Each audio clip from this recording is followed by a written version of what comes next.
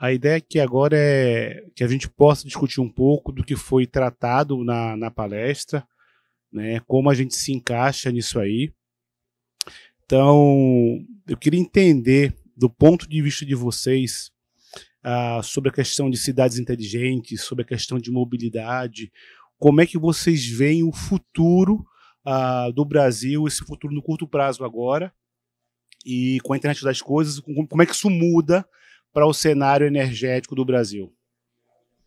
Bom, então, é uma pergunta bastante importante, né? Porque envolve aí o desenvolvimento humano no final das coisas, que é o que importa, né? Não é ter a tecnologia, é essa tecnologia levar a um desenvolvimento humano maior.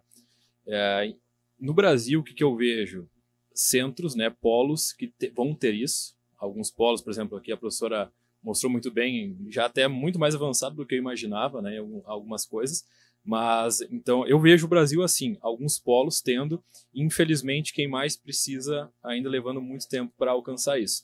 Então, a gente, infelizmente, falta muita coisa básica ainda, mas não é porque falta básico que a gente não vai olhar também para essa tecnologia.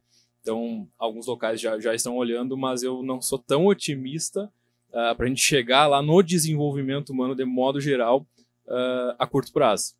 Só que a gente precisa galgar, né, pouco a pouco, não perder essa janela aí que o mundo está tendo, porque se a gente perder mais essa, a gente só vai ficando cada vez mais para trás. Então a gente precisa, né, desenvolver tudo ao mesmo tempo, para talvez daqui a alguns anos a gente ter um cenário pelo menos melhor do que a gente tem hoje, né? Curto prazo eu acho que ainda não, mas eu fico feliz que já tem polos bastante desenvolvidos, pessoal bom trabalhando, né, para a gente chegar num desenvolvimento humano talvez daqui a alguns anos, né?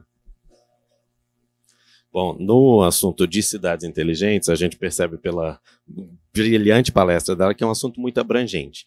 Mas dois assuntos, para mim, são muito críticos e, obviamente, são os assuntos que eu estudo mais, que é a parte de mobilidade urbana, e a parte de energia. Como ela falou, tudo vai precisar de energia, mas falando especificamente de mobilidade urbana, o que a mobilidade elétrica traz de diferente do que a gente vinha fazendo antigamente é que a gente pode produzir e consumir essa energia localmente de forma limpa. Então, vou citar exemplos. Diversos dos associados da Abravey, né, e eu sou um deles, tem um sistema solar fotovoltaico na sua residência que produz toda a energia da casa e mais a energia que consome no carro.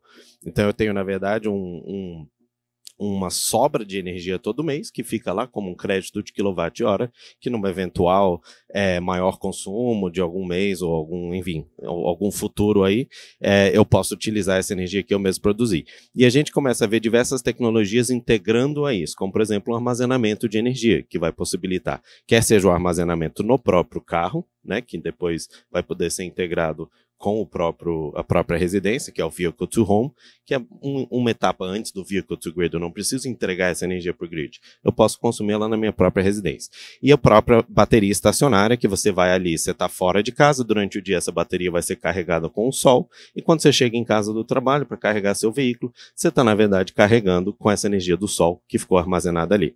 Tudo feito de uma forma muito tecnológica, muito digital, muito inteligente e também muito limpa. Toda essa produção de energia foi limpa e muito eficiente também, né? As perdas são muito pequenas comparando com a geração centralizada, onde as perdas são muito maiores. Então a geração distribuída traz isso, ela traz maior eficiência e traz maior autonomia.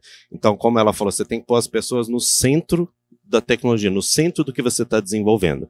E dentro dessa ótica, a gente vê que é a geração distribuída que transforma o consumidor num produtor ou um prosumer, né? Um prosumidor. Ele produz e consome essa energia dentro da sua residência, dentro da sua vida, de uma forma muito mais limpa, muito mais autônoma, muito mais barata também, tá? É muito mais barato que comprar energia da rede e por aí vai.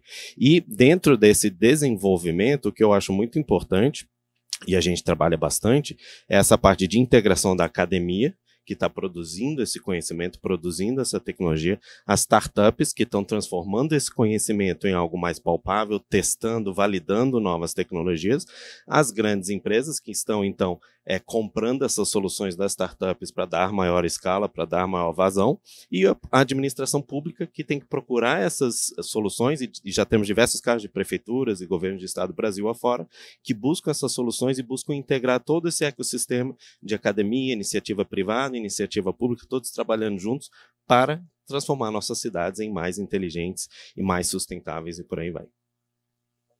Puxa, adorei, eu vou partir do seu já, tá? Então, assim, o que é o Smart Campus? Eu tive pouquíssimo tempo para contar para vocês que a gente é um laboratório vivo de cidades inteligentes aqui em Sorocaba, desde 2014, colocando tudo isso em prática. Fica aí o convite para todos vocês.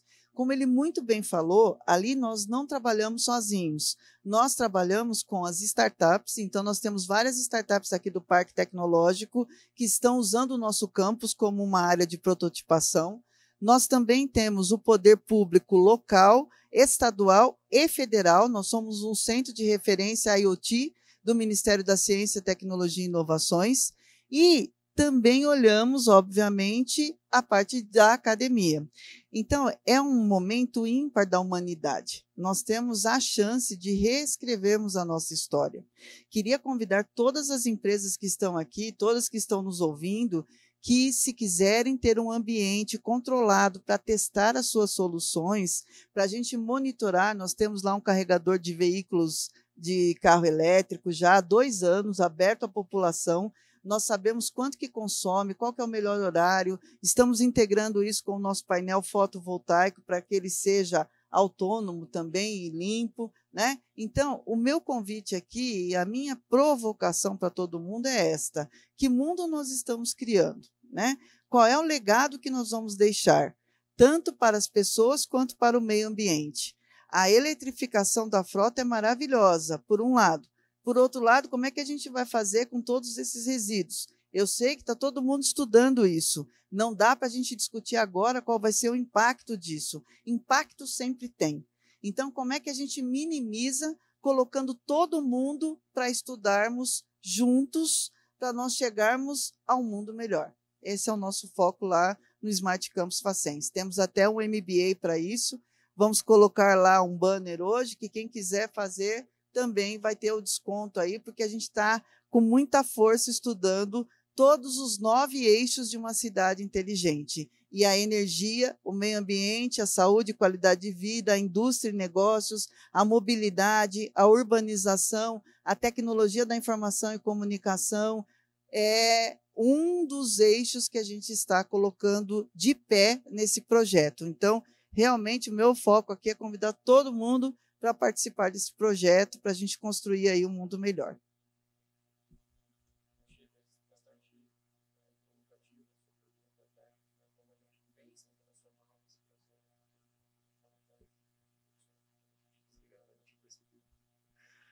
Achei bastante provocativa aqui a pergunta do nosso colega do Hugo.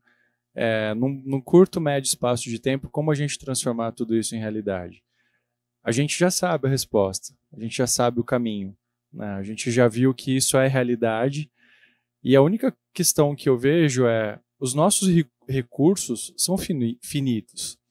Então, montar uma agenda onde a gente consiga equilibrar e priorizar os investimentos, eu acho que talvez seja uma discussão mais necessária, né? Eu me preocupo realmente bastante quando a gente olha.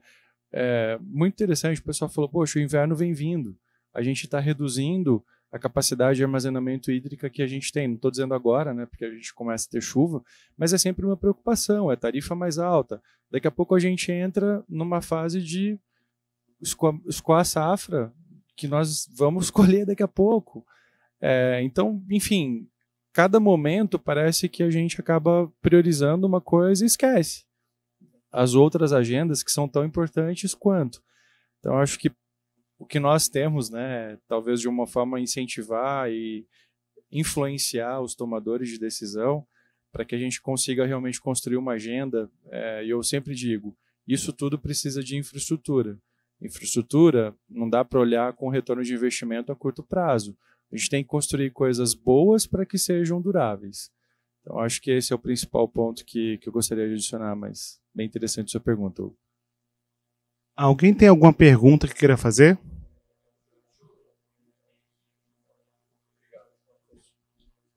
Pedir para o senhor só se identificar, tá? Um prazer estar aqui com todos vocês. Meu nome é Luiz Charbel. Eu não estou vinculado a nenhum centro de pesquisa, nada. Eu tenho uma formação dinâmica, né? Eu sou físico de formação, sou doutor na área de meio ambiente e eu gostaria de pensar, eu gosto muito da forma como a Regiane trabalha, inclusive, e a forma como ela pensa. E eu gosto muito de pensar fora da caixa. Exatamente. É uma pergunta, talvez ela não tenha muito fundamento agora, mas até para você, Regiane, que tem pensado fora da caixa e estudado fora da caixa, né? No mundo hoje, nos atualize, ou qualquer outro colega aqui, nós pensamos na energia. A energia é elétrica, mas de acordo com a forma como nos automatizamos e da forma como nos mecanizamos, né? O mundo ele criou máquinas e as máquinas precisam dessa energia final elétrica. Como que está no mundo se pensar em máquinas orgânicas? E aí a energia não precisa tanto ser elétrica, né? Você passa a trabalhar com outras formas de energia e outras transformações de energia. Então é uma pergunta: como é que o mundo tem pensado a tecnologia de forma mais orgânica, de forma mais próxima à vida, né? As máquinas que a gente temia do Jetson, como você coloca, né? De forma mais orgânica. Acho que a pergunta ficou clara. Eu vou te responder me lembrando bastante da feira da Expo Dubai 2020.